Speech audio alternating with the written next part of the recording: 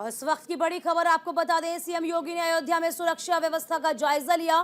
CM योगी ने हवाई सर्वेक्षण करते हुए राम मंदिर में श्रद्धालुओं का जायजा लिया है।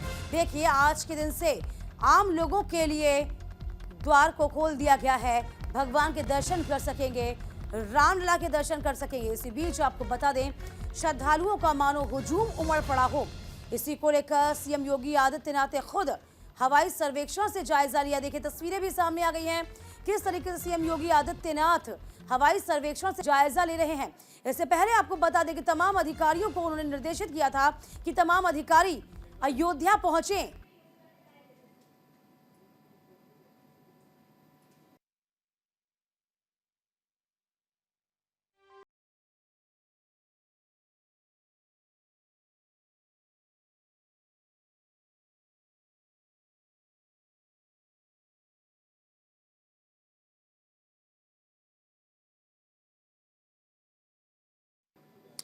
नमस्कार, आप देख रहे हैं देवभूमि, आपके साथ मैं दीपिका सिंह। करेंगे खबरों की शुरुआत बड़ी खबर के साथ, जहां सीएम पुष्कर सिंह धामी चंपावत के दौरे पर हैं। सीएम ने कॉलेज कार्यक्रम में हिस्सा लिया। दीनदयाल कॉलेज कार्यक्रम में वे शामिल हुए हैं। इधर थोड़ी देर में सीएम समीक्षा बैठक भी करेंगे। उत्तराखंड के सीएम पुष्कर सिंह धामी चंपावत के दौरे पर है, जहां उन्होंने दीनदयाल राजकीय इंटर कॉलेज में कार्यक्रम में शिरकत की। इसके बाद उन्होंने समीक्षा बैठक की है। इस बैठक में धामी ने मुख्यमंत्री हेल्पलाइन नंबर 1905 के बारे में बताया है। राजकीय इंटर कॉलेज में आपको बता दें, तस्वीर भी सामने आ गई है, जिसमें देखिए तस्वीर कितनी खास। यहाँ पर दौरा भी किया गया है, बैठक में हिस्सा भी लिया गया है और हेल्पलाइन नंबर को भी जारी किया गया। तो फिलहाल राजकीय इंटर कॉलेज का ये कार्यक्रम, जिसमें पहुंचे धामी चंपावत के दौरे पर। इस वक्त सीएम पुष्कर सिंह धामी हैं चंपावत के दौरे पर। कॉलेज कार्यक्रम में भी हिस्सा लिया है। दीनदयाल कॉलेज कार्यक्रम थोड़ी ही देर में सीएम समीक्षा बैठक करेंगे। उत्तराखंड के सीएम पुष्कर सिंह धामी चंपावत के दौरे पर हैं, जहां उन्होंने दीनदयाल राजकीय इंटर कॉलेज के कार्यक्रम में शिरकत की है। इसके बाद उन्होंने समीक्षा बैठक की, जिसमें बैठक में धामी ने मुख्यमंत्री हेल्पलाइन नंबर 1905 के बारे में बताया है। तो राजकीय इंटर कॉलेज की तस्वीरें देखिए, हेल्पलाइन नंबर जारी करती हुई तस्वीरें भी सामने आई हैं।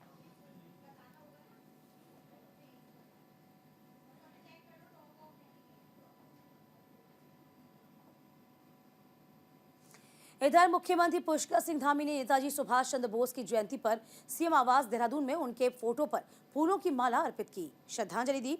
इस दौरान सीएम धामी ने कहा, आजाद हिंद फौज के नेतृत्व भारतीय स्वतंत्रता संग्राम के महानायक नेताजी सुभाष चंद्र बोस ने राष्ट्र की स्वाधीनता के लिए अपना जीवन समर्पित किया।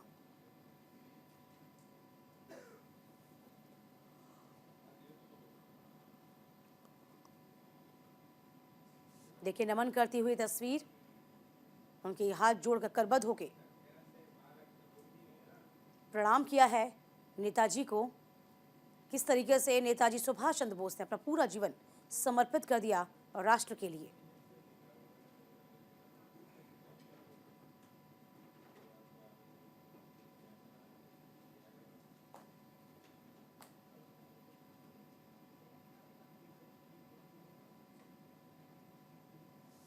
इधर देहरादून में डीजीपी अभिनव कुमार ने कर्मचारियों की वार्षिक मंतव्य एसीआर दर्ज कराने के संबंध में 4 सदस्यीय समिति का गठन किया, जिसमें डीजीपी अभिनव कुमार ने बताया कि इससे एसीआर दर्ज करने की निष्पक्षता, पारदर्शिता का ज्यादा ध्यान रखा जा सकता है, ताकि ग्रेडिंग सिस्टम में समानता लाई जा सके।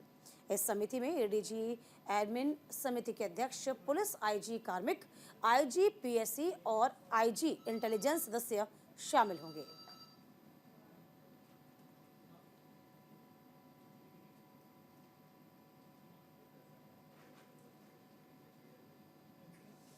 इधर देहरादून के कांग्रेस मुख्यालय में इंडिया गठबंधन के नेताओं की बैठक बुलाई गई है। कांग्रेस प्रदेश अध्यक्ष करण महरा की अध्यक्षता में इस बैठक का आयोजन किया गया। इस बैठक में 2024 के लोकसभा चुनाव की तैयारियों पर मंथन हुआ है। इस बैठक में सपा सीपीआई समेत तमाम विपक्षी दल के नेता मौजूद भी रहे। 2024 के लोकसभा चुनाव की तैयारियों में जुटे विपक्षी दल कांग्रेस मुख्यालय देहरादून में इंडिया गठबंधन के नेताओं की बैठक बुलाई गई है। कांग्रेस प्रदेश अध्यक्ष करण महरा की अध्यक्षता में बैठक जारी। 2024 के लोकसभा चुनाव की तैयारियों पर बैठक में मंथन किया गया। बैठक में सपा सीपीआई समेत तमाम विपक्षी दल के नेता मौजूद रहे।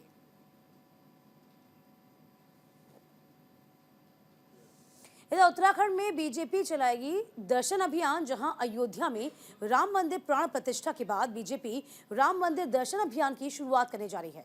इस अभियान के अंदर प्रवेश की हर लोकसभा में से 6000 भक्तों को रामलीला दर्शन के लिए अयोध्या ले जाया जाएगा। ये अभियान 25 जनवरी से 25 मार्च तक चलाया जाएगा।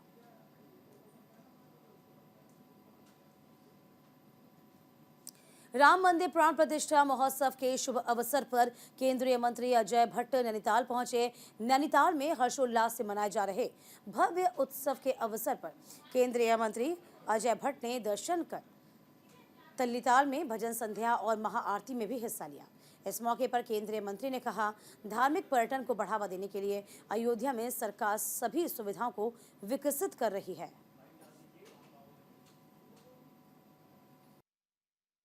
यहाँ की स्थिति इतनी अच्छी है, टूरिज्म का तो एक बहुत बड़ा बूम आएगा और धार्मिक टूरिज्म जो प्रभु राम के अनुयायी हैं, उनके भक्त विश्व भर में फैले हैं, वो तो उनकी तो बाहें खिल गई, उनका हृदय हिलोरे ले रहा है कि हम कैसे अपने प्रभु के दर्शनों के लिए जाएं। नहीं, वो तो बहुत बड़ा फुटफॉल टूरिज्म का अभी से आने लग गया है। जो बुकिंग हो रही है, अभी तो प्राथमिक स्टेज पर लोगों को धीरे धीरे वहाँ आने के लिए कहा गया है।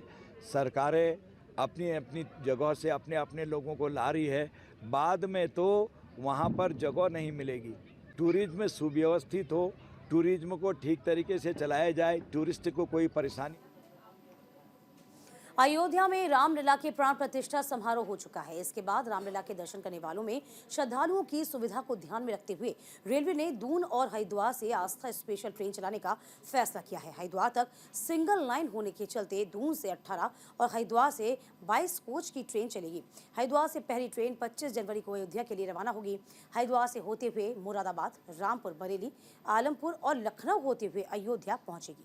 इसके बाद 1 फरवरी को दून से रवाना होने वाली 18 आस्था कोच मुरादाबाद, रामपुर, बरेली से लखनऊ होते हुए अयोध्या पहुंचेगी।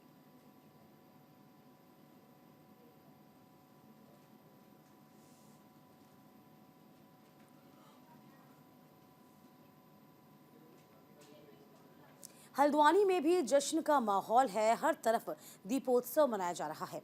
हल्द्वानी के रामलीला ग्राउंड में ऐपण कला से सजाई गई है। दीवारों के सामने भव्य दीपोत्सव किया गया। इसके अलावा स्थानीय लोगों ने रामलीला ग्राउंड में जमकर आतिशबाजी का आनंद लिया।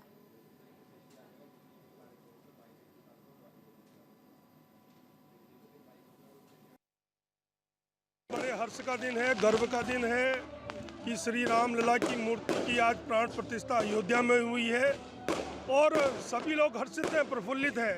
ये आतिशबाजी आप देख रहे हैं, दीपोत्सव देख रहे हैं, दिन भर शोभा यात्रा देख रहे हैं, अनेकों धार्मिक अनुष्ठानों का समापन किया गया, उनमें लोगों ने सहभाग किया, उनमें लोगों ने बढ़ चढ़ कर प्रतिभाग किया और तो और स्फूर्त रूप से हर सनातनी पूरे विश्व में एकजुट हुआ। रामलला की प्राण प्रतिष्ठा संपन्न हो चुकी है, लेकिन विपक्षी नेताओं के राम मंदिर को लेकर बयान थमने का नाम नहीं ले रहे। इस बीच लक्सर से कांग्रेस प्रदेश महासचिव राजेश रस्तोगी ने भी राम मंदिर पर बयान दे दिया। उन्होंने कहा कि राम मंदिर की प्राण प्रतिष्ठा बिना किसी मुहूर्त और मंदिर के काम के पूरे हुए बिना बनी है, यानी कि मंदिर का काम अधूरा है, जिससे देश के बड़े संत भी नाराज हैं। उनका कहना है कि गलत तरीके से की गई पूजा का खामियाजा जनता को भुगतना पड़ेगा। इस गलती का असर प्रज्ञा पर न पड़े, इसीलिए कांग्रेस जगह जगह हनुमान चालीसा का पाठ करा रही है। इस पाठ पूजन से देश दुनिया पर आने वाला संकट टलने की प्रार्थना की जा रही है। इसी के साथ इन्होंने बीजेपी पर भी जमकर निशाना साधा। भारतीय जनता पार्टी राम की पुजारी नहीं है, भारतीय जनता पार्टी पाखंड की पुजारी है।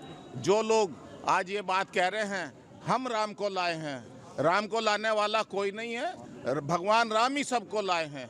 ऐसा कोई नहीं है जो भगवान को पकड़ करके उनके निवास तक ले आए। भगवान स्वयं आए हैं, चल करके आए हैं, सबका कल्याण करने के लिए आए हैं। भारतीय जनता पार्टी राम की नहीं, पाखंड की पूजा। संदेश देना चाह रहे हैं कि जवाहरलाल नेहरू जी ने इसकी एक शुरुआत की थी जब देश आज़ाद हुआ। उसके बाद राजीव गांधी जी और नरसिम्हा राव प्रधानमंत्री जी ने प्रयास किए, कोर्ट के माध्यम से, अदालत के माध्यम से उन्होंने अपने प्रस्ताव प्रस्तुत किए, अपने सुझाव, और आज वो भव्य मंदिर बन रहा है। सुप्रीम कोर्ट ने एक आदेश किया कि यहाँ अयोध्या में राम मंदिर बनना चाहिए, और उसकी जो पहल, जो सपना जवाहरलाल नेहरू जी ने, जो सपना माननीय राजीव गांधी जी ने, और जो सपना नरसिम्हा राव जी ने और कांग्रेस के कार्यकर्ताओं ने, एक एक राम भक्त ने किया, देखा था, आज वो सपना पूरा हो रहा है।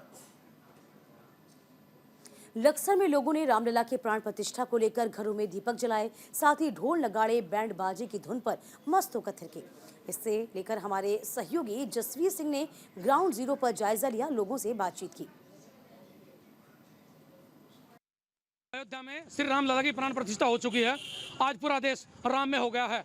हर गली हर मोहल्ले में श्री राम के गीत बज रहे हैं। यानी प्राण प्रतिष्ठा के तुरंत बाद ही पूरा का पूरा देश आज दीपोत्सव से सजा हुआ है। शाम का वक्त है, हरिद्वार देहात क्षेत्र में मौजूद हैं, लक्सर के एक मंदिर पर। आप देख सकते हैं यहाँ इस तमाम लोग, हर कोई दीपोत्सव में मशगूल है, यानी कि दिए जलाना चाह रहा है। और आप देखो किस तरह से एक मंदिर के हालात हैं, पूरे क्षेत्र में क्या हालात होंगे आप देख सकते हैं। यानी हर कोई तमाम कड़ाके की ठंड को भूल करके केवल भगवान श्री राम उनके होठों पर है, उसी के नारे हैं, उसी के गीत हैं और उसी के दीप हैं। बात करेंगे पंडित जी, आप मंदिर में लंबे समय से काम कर रहे हैं, आज का माहौल कैसा है? बड़ा अच्छा माहौल है भाई साहब। पूरे विश्व भर में जो है इस तरह का माहौल आज तक हमने कभी नहीं देखा। भगवान प्रधान अर्जुन हमारे साथ हैं। देहात में क्या माहौल है? गाँव में दीप जला रहे लोग। हाँ, गांव में दीप जल रहे हैं। लगता है कि दीपावली आज ही है। लोगों को प्राण प्रतिष्ठा की बहुत खुशी की लहर है। आप देख सकते हैं कि पहले से भी ज्यादा दिवाली मन में इस बार है। इनकी विसिट भी साथ में है। आंचल जी, आप यहाँ दीप जला रहे थे अभी बच्चों के साथ में, मन में क्या है? मन में ये है आज ही दीपावली हुई है और लगता है आज ही सनातन धर्म की जीत हुई है। यानी छोटी सी जगह है, उत्साह कितना है देख सकते हैं। पूरे देश में क्या माहौल होगा आप कैमरे के देखिए, एक बार देखिए दीपक, छोटे छोटे बच्चे दीप जला रहे, लाइन में लगे हुए हैं। इस मंदिर माँ के इस मंदिर पर ये हाल है, तो आप देखिए पूरे देश में, पूरे क्षेत्र में क्या होगा। हर गांव कहीं ना कहीं दीपोत्सव के उल्लास में डूबा हुआ है और ये लगातार चलने वाला। यानी रात में कब तक कितने बजे कुछ नहीं पता, ठंड का कुछ नहीं पता, बस मन में एक ही बात है कि आज मंदिर में श्री राम लला विराजमान हो गए हैं, तो समझो उनकी जीत हो गई है। अब हमेशा ये ऐसा ही माहौल चाहते हैं, यानी ये चाहते हैं कि त्रेता युग जैसा माहौल हो, राम राज फिर से आए। Jasvir Singh, news India, Laksar. खबर विकास नगर से है। हर जगह पर राम नाम की धुन सुनने को मिल रही है। मंदिर में ग्रामीणों ने हजारों दीप जलाकर जय श्री राम के नारे लगाए। इस मौके पर भक्तों की लंबी कतार देखने को मिली। वहीं क्षेत्र में हर तरफ पटाखे, दीप जलाई गई है। लोगों ने दिवाली मनाई है।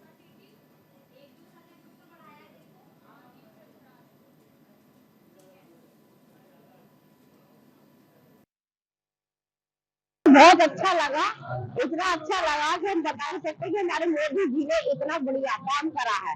मुझे तो बहुत खुशी हुई है कि हमारे राम जी आए। मैंने तो आज एलईडी लगा रखी थी, उसमें मैं भाग भर के उनका ही प्रोग्राम देख रही थी और पूरे राम जी की जो उन्होंने पूजा करी सब मैंने देखा। मेरी आंसू भी आ गए देख के।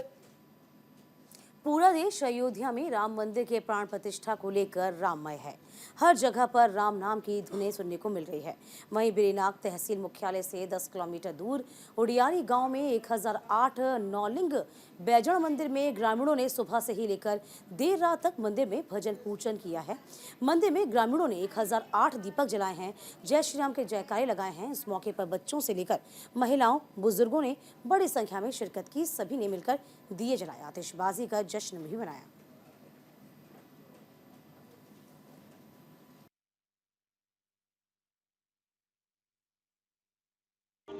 सबको अपार हर्ष का विषय है कि आज भगवान श्री राम की प्राण प्रतिष्ठा के अवसर पर हम लोग अपने इष्टदेव नौलिंग बैजड़ जी के मंदिर में दीपोत्सव मना रहे हैं। यहाँ पर 1008 दीप जलाने का जो लक्ष्य हमारा था वो अभी पूरा भी हो गया है। अभी शाम की आरती हो रही है। वैसे तो भगवान राम हर प्राणी के दिल में, कण कण में श्री राम, पर मन में एक चीज थी कि भगवान श्री राम का मूल स्थान अयोध्या, जहाँ पर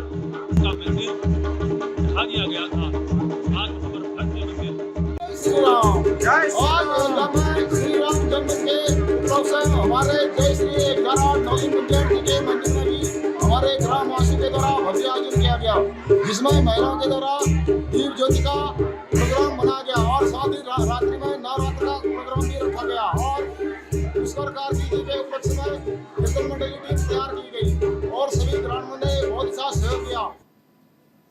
इधर उत्तराखंड में ठंड का कहर जारी है। दिन में भी आसमान में कोहरे छा रहा है, जिसके कारण सूरज के दर्शन तक नहीं हुए। इससे अधिकतम तापमान में गिरावट आ गई है। तापमान नीचे होने के कारण हरिद्वार, नैनीताल, पौड़ी, विकासनगर जिलों में मैदानी हिस्सों में कोल्ड डे की स्थिति बनी है। इसी को लेकर मौसम विभाग ने भी कोल्ड डे को लेकर येलो अलर्ट जारी कर दिया है।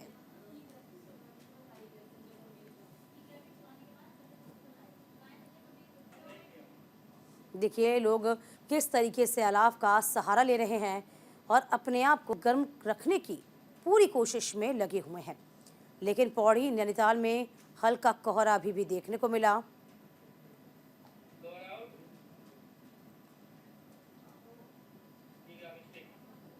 चलिए ग्राफिक के जरिए समझ लीजिए कोहरे ने प्रदेश में किस तरीके से जनजीवन को अस्त व्यस्त कर दिया। फिलहाल ठंड से निजात मिलने की कोई संभावना नहीं है, क्योंकि उत्तर पूर्वी हवाओं ने गलन जैसी स्थिति को पैदा कर दिया है। हरिद्वार, विकासनगर, पौड़ी, नैनीताल में घना कोहरा छाया हुआ है। शाम होते होते कड़ाके की ठंड लोगों को घर में कैद कर देती है। आप समझिए किस तरीके से पूरा जनजीवन अस्त व्यस्त हो गया है। फिलहाल ठंड से कोई निजात मिलने वाली नहीं है। कई जिलों में कोल्ड डे को लेकर अलर्ट भी जारी कर दिया गया है। उत्तरी पूर्वी हवाओं ने गलन जैसी स्थिति को उत्पन्न पैदा कर दिया है। और इसी के साथ आपको बता दें कि जैसे ही शाम होती है लोग घरों में अपने कैद हो जाते हैं। शाम होते ही किस तरीके से अलाव का सहारा लेते हैं। कोहरे ने पूरे प्रदेश में जीवन को अस्त व्यस्त कर दिया। विकासनगर, पौड़ी, नैनीताल में इस वक्त घना कोहरा छाया हुआ है और कोहरे के कारण सड़कें, रेल, हवाई यातायात प्रभावित हो गया है। कई जिलों में कोल्ड डे का अलर्ट जारी कर दिया गया है। तो फिलहाल देखिए ये बड़ी खबर आपको बता रहे हैं किस तरीके से मौसम का मिजाज लगातार बदल रहा है। अभी भी घना कोहरा छाया हुआ, मेरे पीछे भी आप देख सकते होंगे किस तरीके से लोग अपने आप को गर्म रखने के लिए अलाव का सहारा शाम ढलते ही लेना शुरू कर देते हैं। और कुछ सुबह से ही आपको बता दें कि लगातार अलाव जलाते ही रहते हैं। संजय पुंडीर हमारे संवाददाता लगातार बने हैं। संजय देखिए अभी भी ठंड से कोई राहत मिलने की उम्मीद नजर नहीं आती। मौसम विभाग ये कह रहा है आने वाले दिनों में भी स्थिति यही रहने वाली है। संजय। बिल्कुल दीपिका, आपने बिल्कुल सही कहा कि उत्तराखंड वासियों को अभी ठंड से कोई राहत मिलने के आसार नहीं है, क्योंकि हम लगातार देख रहे हैं कि उत्तराखंड के सभी जनपदों में कड़ाके की ठंड हो रही है। पहाड़ों में भी ठंड से लोग बेहाल हैं और लोग वहां पर रह रहे जो लोग हैं वो पलायन करने को मजबूर है। ऐसे में अगर मैदानी जिलों की बात की जाए तो मैदानी जिलों में लगातार ही हम देख रहे हैं कि शीतलहर का जो प्रकोप है वो लगातार देखने को मिल रहा है, जिससे कहीं ना कहीं जो आम जीवन है वो पूरी तरह प्रभावित हो रहा है। ऐसे में अगर हरिद्वार जिले के प्रशासनिक अधिकारियों की बात की जाए तो वो लगातार ही लोगों के बीच में पहुंच रहे हैं। जो जरूरतमंद लोग जिन्हें ठंड में अलाव की जरूरत है, गर्म कपड़ों की जरूरत है, वो कहीं ना कहीं उन तक पहुंचाने की कोशिश कर रहे हैं। लेकिन सबसे बड़ी जो बात है यह है कि जो ग्रामीण क्षेत्र में जो लोग रह रहे हैं वहां तक जो प्रशासनिक अधिकारी नहीं पहुंच रहे हैं, ना तो उन्हें किसी तरह का गर्म कपड़े मिला, किसी तरह के अलाव का किसी को कोई इंतजाम सरकार की ओर से नहीं हो रहा है। ऐसे में लगातार हम ये भी देख रहे हैं कि जो आम जीवन है वो पूरी तरह प्रभावित है। और ये भी कह सकते हैं कि जो व्यापारी वर्ग के लोग हैं वो भी कहीं ना कहीं ठंड को लेकर बेहद चिंतित है, क्योंकि जो व्यापार होता है वो ठंड के कारण प्रभावित होता है, जिस कारण उनका कहीं ना कहीं कामकाज पूरी तरह से बिल्कुल स्थितियां बहुत खराब होती जा रही हैं। देखिए अभी यदि हम व्यवस्थाओं की बात करते हैं, क्या जिला प्रशासन की ओर से तमाम अलाव की व्यवस्था की गई है, रैन बसेरों की व्यवस्था दुरुस्त है, क्या जानकारी? देखिए दीपिका, अगर हरिद्वार जिले के प्रशासनिक अधिकारियों की बात है तो वहाँ जो हमारे जिलाधिकारी है गिराज सिंह कबरियाल, उनकी ओर से एक सूची जारी की गई है जहाँ जहाँ पर अलाव जलाना है। अगर नगर निगम क्षेत्र की बात की जाए तो वहाँ पर जो नगर आयुक्त है उन्हें भी कहा गया है कि अपने क्षेत्र में जो लोग हैं जहाँ पर लोगों को अलाव की जरूरत है वहाँ पर अलाव पहुँचाया जाए। इसके अलावा अगर नगर पालिका क्षेत्र की बात की जाए तो कुछ जगह ऐसी वहाँ पर की गई है जहाँ प्रशासनिक अधिकारियों के द्वारा अलाव की व्यवस्था की जा रही है। लेकिन अभी हम जिस तरह से जिक्र कर रहे थे कि जो ग्रामीण क्षेत्र है वहाँ पर कहीं ना कहीं प्रशासनिक अधिकारियों से किसी तरह की कोई मदद नहीं पहुँच पा रही है। बिल्कुल हम यही चाहते हैं न्यूज़ इंडिया अपने तमाम दर्शकों से भी कहेगा, यदि बहुत ज़रूरी ना हो तो घरों से बाहर ना निकलिए और ज़िला प्रशासन से भी यही गुहार कि आप अपनी क्षेत्र का ख्याल रखिए, क्योंकि इस वक्त कड़ाके की जद में है पूरा उत्तराखंड। बहुत शुक्रिया संजय आपका तमाम जानकारी के लिए। इधर खबर हरिद्वार से है, जहां all India motor transport Congress की सैनी आश्रम में आयोजित बैठक में कई मांगों को लेकर कई प्रस्ताव पारित हुए हैं। महंत विनय सरस्वत की अध्यक्षता में आयोजित बैठक में बड़ी संख्या में चालक और मालिक शामिल हुए। बैठक को संबोधित करते हुए महासचिव आदेश सैनी सम्राट ने कहा कि सरकार ऑटो विक्रम चालकों की मांगों को गंभीरता से नहीं ले रही। मालिकों और चालकों पर जरूरी रूप से दबाव बनाया जा रहा है।